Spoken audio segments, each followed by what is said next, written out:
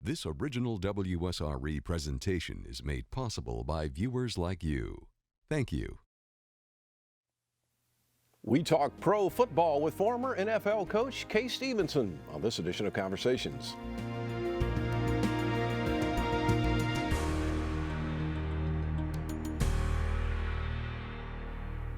He was an all-state quarterback in the 1960s at Pensacola High School. His athletic prowess would take him on to the University of Florida and eventually to the NFL as both a player and a coach. Kay Stephenson spent a couple of years playing with San Diego and Buffalo in the NFL and with Jacksonville in the World Football League. His next tour in the NFL would be as a coach, ultimately securing the head coaching job with the Buffalo Bills in 1983.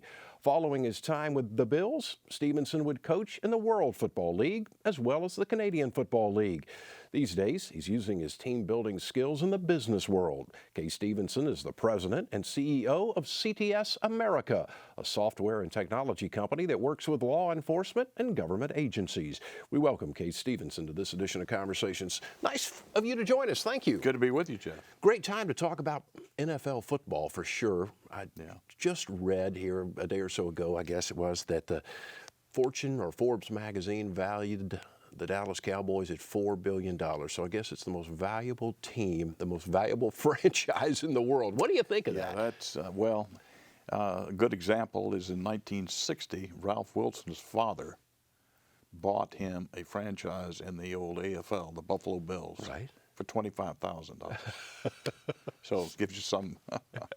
I think Forbes said the average team's worth about $2 billion. So not a bad return. Not a bad return at all. Not a bad return. Tell me a little bit. Let's talk about your career. Now, you were at Pensacola High School and then at the University of Florida and then on into the NFL.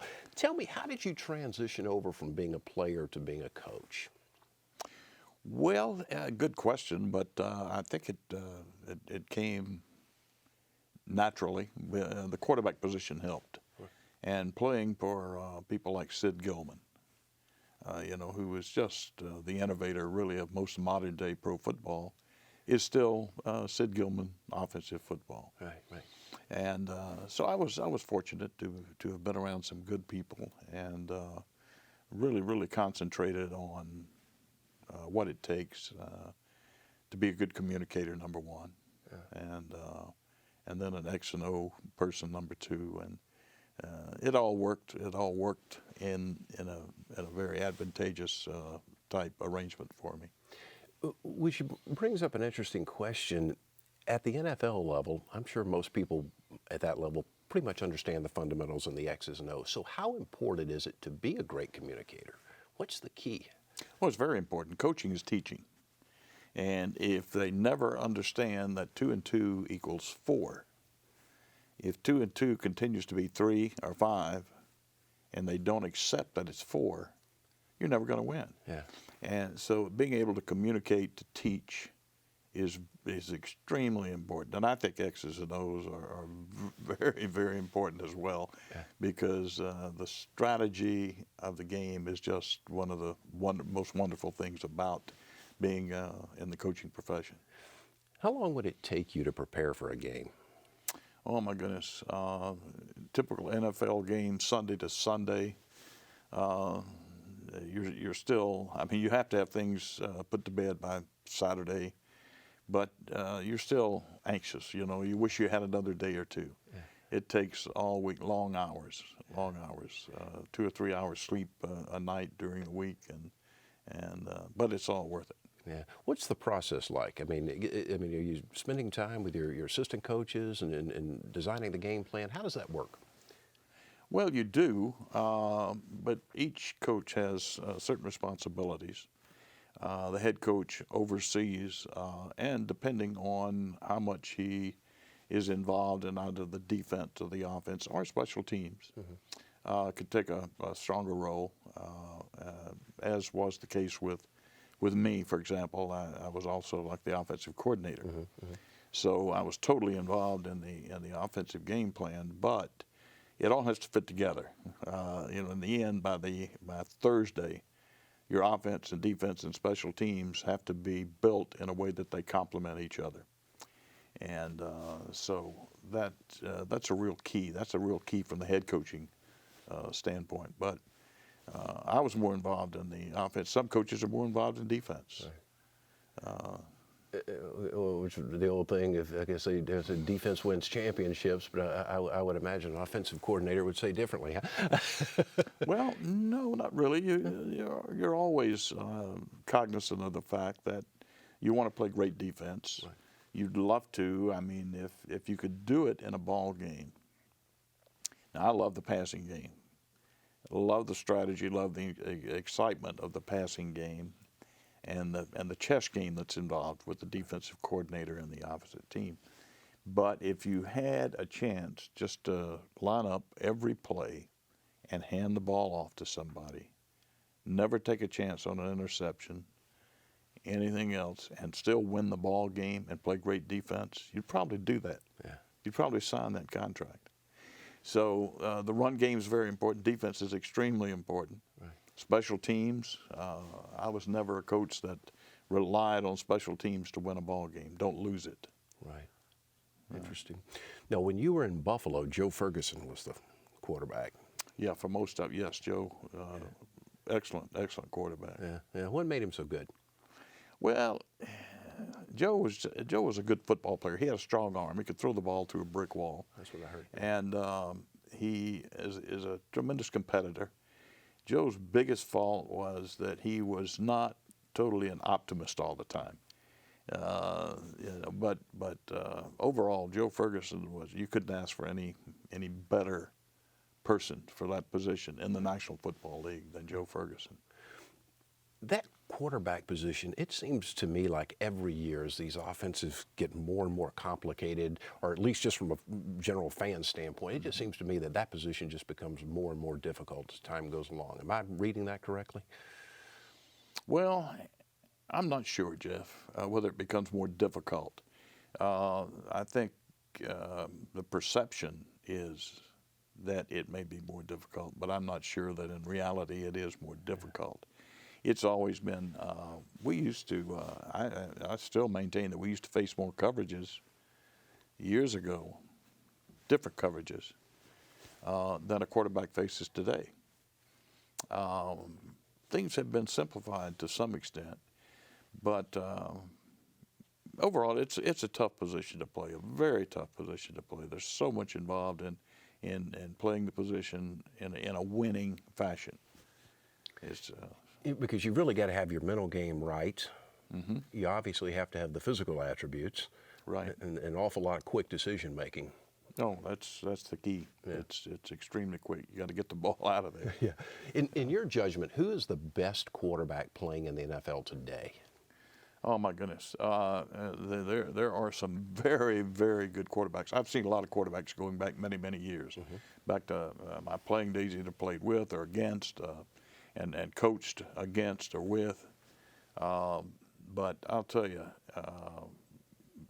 Manning and Brady, Rodgers, Breeze, those four are in a category up here. Everything else is somewhere below that, okay? Right below that would be like an Andrew Luck coming along. He's very close, but not. I don't think he's in that category yet. Right. There's some other good quarterbacks that would fit into that next tier, but yeah, I think they're tiered down. But those four are as good as you're ever going to find. In fact, I don't know that there's ever been a better quarterback in the National Football League than any one of those four. Yeah. Really? Not even a Elway or a Marino or? No, including anyone. Really? Interesting. Yeah. Interesting. I've never seen anybody do what Peyton Manning has done, for example. It's almost unbelievable to me as a coach, offensive coach, and coach quarterbacks. It's extremely difficult for me to believe that he's done what he's done, but he has. And Brady is right in there. What Rodgers is doing right now, what he did the other day. I mean, Sunday he threw a couple in that not only did he throw into a tight window, but he dropped the ball in a bucket on a couple of throws. The ball had to be in a bucket. He had to put it in a bucket, and he did it. And he did it off balance on a couple of them. You know, so These guys are fantastic. They really are. What makes Peyton Manning so good? He's a great student of the game. He knows the game better than, I would guess, better than most of the coaches that have ever been around him. He's very bright. He has what I call, to the nth degree, football savvy. Just a natural adaptation to the game of football.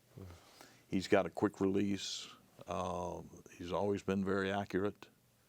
Now, people are quick to jump on, since the last 4 games last year and the game that he had Sunday. Don't give up on Peyton Manning. Right. I tell you that. He's too good, too much of a competitor. What do you make of Tony Romo? Tony Romo is in that next category down. He's not I don't think, in my opinion, he's not a Manning or a Brady or a Rodgers or a Breeze, but he's close. He's a good quarterback, and you can win with him, but he needs to be surrounded, like last year, with a very good running game and a good defense. When you take a look at situations like, let's use RG3 for example. There's been an awful lot of talk about what's going on with him in Washington. He came into the league and found a great deal of success, and then it was obviously he had a rather severe injury, but it was almost like the wheels just came off the wagon after that. What do you make of that situation? Well, I think the success of his first year was based on him running an offense that was totally foreign to NFL defenses.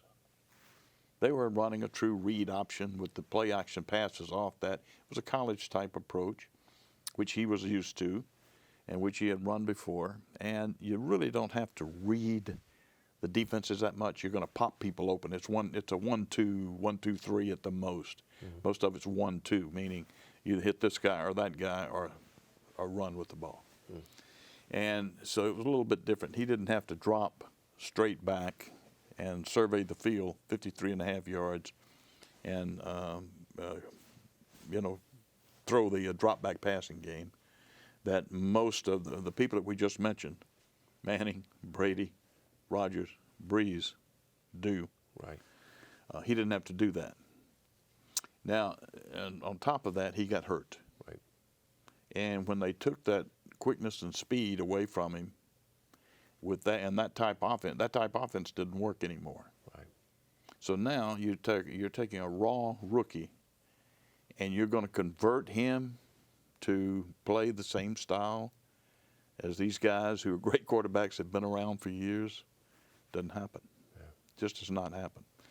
I don't think he's adapted to. I don't think that he's a true drop back passer. I think his skills warrant him being able to get outside or take off and run the read option, those types of things.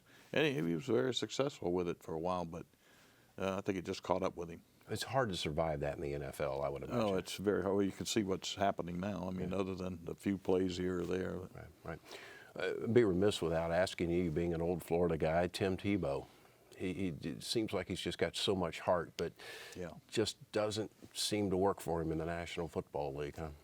What a shame. What a shame. Tim's such a great guy, and he was a heck of a college football player. I still maintain, and I may be looked at as a little wacky, but I still maintain that you take a guy with those intangibles, and I can tell you story after story about the intangibles, excuse me, especially with a quarterback, the intangibles outweighing the measurables.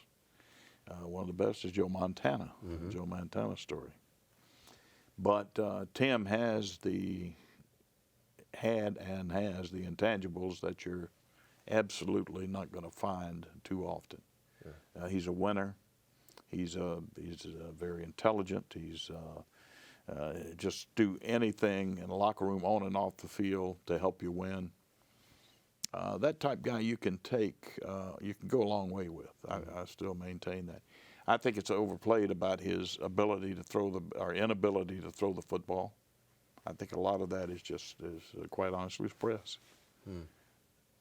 The true Tim Tebow, I'm not saying he would be the best passer in the National Football League, but I think you could combine his skills and work with him enough all year, off season, into the season, get him enough reps in training camp, and utilize a certain type passing game with him, and I think you could win with him.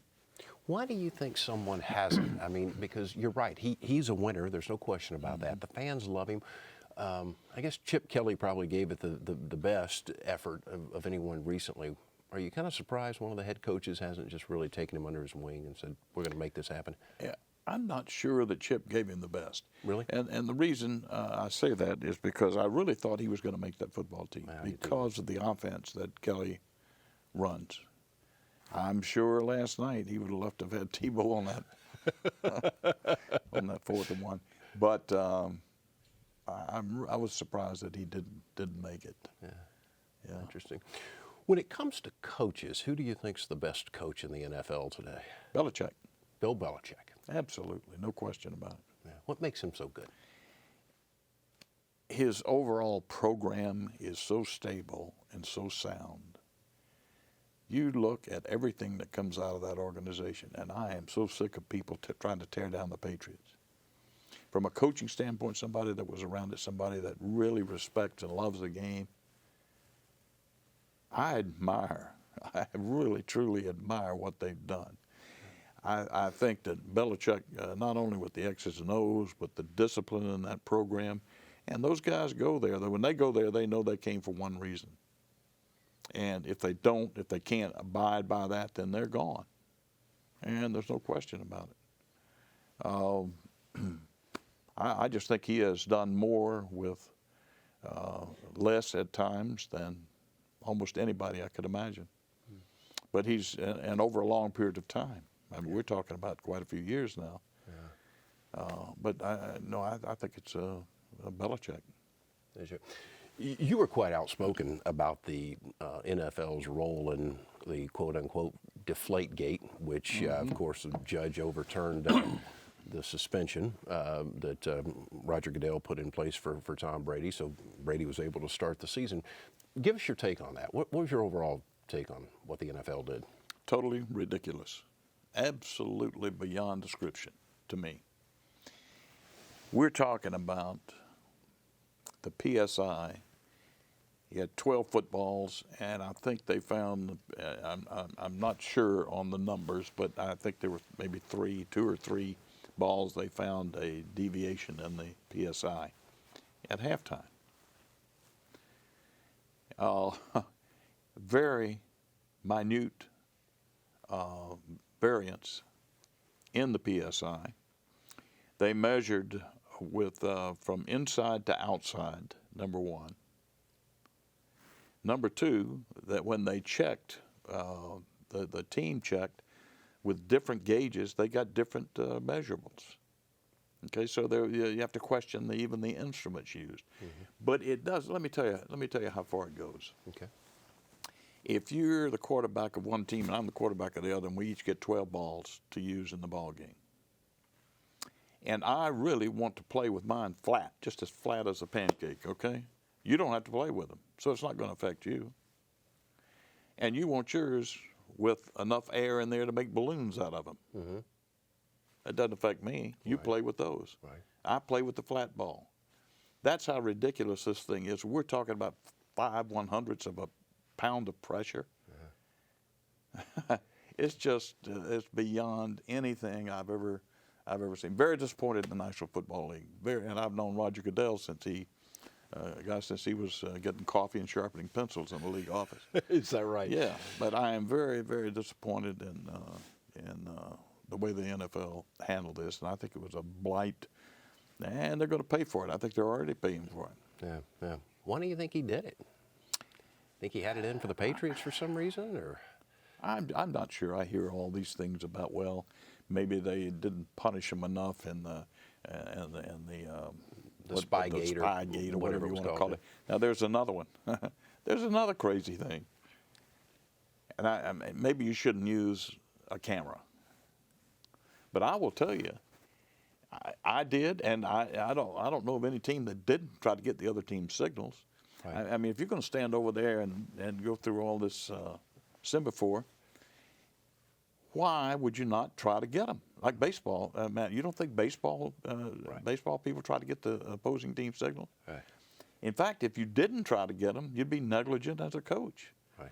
And they didn't. I mean, very seldom would they ever help. Every now and then we'd get a signal that was confirmed to be a certain type. If it was just a coverage, I didn't really care about it.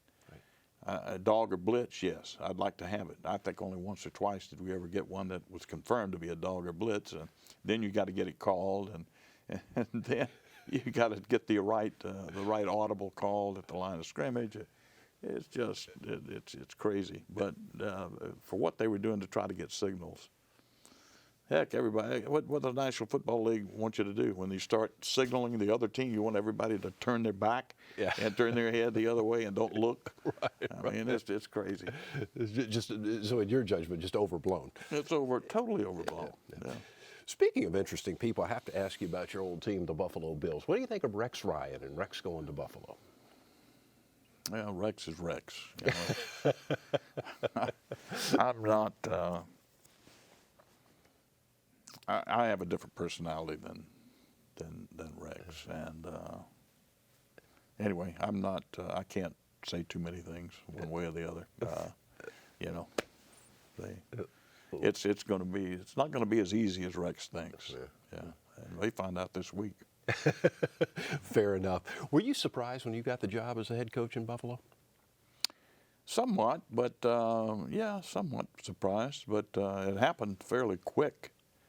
I had been going back to the Los Angeles Rams with Chuck Knox. Right. And we went from L.A. to Buffalo, and which was a terribly disappointing year. And in L.A., we thought for sure we were going to be in the Super Bowl that year, and it turns out on a rainy day, anyway, long story short, we lose out in the playoffs. And so we go to Buffalo, and I was there for a number of years as offensive assistant, quarterback coach, and called the plays and whatever. And then when Chuck was going to leave to go to Seattle, I had a chance to either go to Seattle, Chuck, or to Philadelphia with, at the time, they told me that Ralph wanted to talk to me, about Buffalo. So I went over to Detroit, to his hometown, and we talked, and came back and got a call and was offered the job. So interesting. Yeah. Recently, there was a program on the NFL Network, and they were talking about the Buffalo Bills, and something very positive to you. They basically said that in many ways you may have sacrificed your head coaching career in order to make the team better. Do you know what I'm talking about? Right. That was awfully gracious of Bill Polian. Yeah. And actually, I hired Bill I'm very, very happy to have 4 guys that I brought into Buffalo in the Hall of Fame. Bill Polian just went in, drafted Bruce Smith, Andre Reed, and Jim Kelly. Wow. So extremely happy to have that happen. Yeah. Yeah, I'll be there. You left the football business and went into the business world. What was that transition like? Unusual, to say the least. You know, in football, with my background and my life experience and career in football, that if, God forbid, a truck ran over a coach or a scout or someone that needed to do a job that day for us in football, I could literally, wouldn't want to, but I could literally go do their job for them. Now, the business that I'm in, the whole office building out there, 60 some odd people, I can't do anyone's job, not even one. Of course, you're in a technology-driven business too. Yeah. Yes, absolutely. But what kind of parallels can you draw from coaching an NFL team to managing people in business? Quite a few. There are quite a few things. In fact, what we did when we started this company, was we really used the template for putting together a football team. Good, sound, solid organization. bring in good people, provide an atmosphere, because these are talented people now. They're not like football players, different personality, but by the same token, in their field, they're just as talented. They're brilliant engineers and people that work with coding software, so you can imagine. Have a good organization for them to be a part of, number one. Number two, provide an atmosphere that allows them to be their very best. Try to allow an atmosphere for them to be their very best. Now, it's totally different than football, you know, because, again, we have to, there are a number of things that we do that we wouldn't do in football, and understandably so. And then from there, you have to instill some type discipline, whether it be physical discipline, certainly you have to do that, and also the ability to, as would be the case with almost anybody, it's very easy to plateau. You get to a certain point and you want to plateau. Everybody wants to see it easy. And you have to dig in. You have to. It's always changing. If you're not on the cutting edge of technology, you're left out. Absolutely. Absolutely. We've got a little less than 2 minutes left. What advice would you have for high school athletes and their parents? Most wonderful time of your life, can be one of the most wonderful times in your life to be a high school athlete. You have to understand that by far, not even close, it is so important to have self-discipline, and especially when it comes to grades and getting an education. You want an education. They have to understand that athletics, anything to do with athletics, is an extracurricular activity that is provided by the community, by the school board, and so on. They're lucky to have it. But if they want to succeed in life, they've got to get an education. And I think that is number one. Then number two, above and beyond that, then you've got to dedicate yourself to the game that you're playing. You know, you can't have other things that are distracting from the game. It's a real pleasure to talk to you, sir. Same here, Jeff. Enjoyed it. I did too. Kay Stephenson, former head coach of the Buffalo Bills and now the CEO and president of CTS America. Appreciate him joining us for this edition of Conversations. By the way, you can see more of our conversations online at WSRE.org/conversations and also on YouTube and Facebook. I'm Jeff Weeks. Thank you so very much for watching. I hope you enjoyed the broadcast. Take great care of yourself, and we'll see you soon.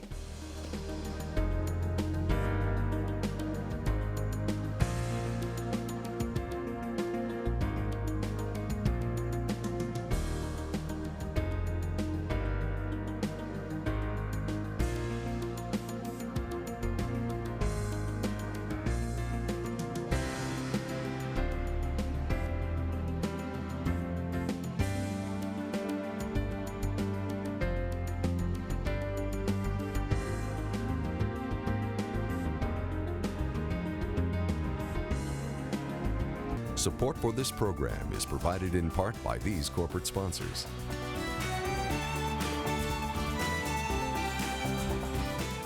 And by viewers like you.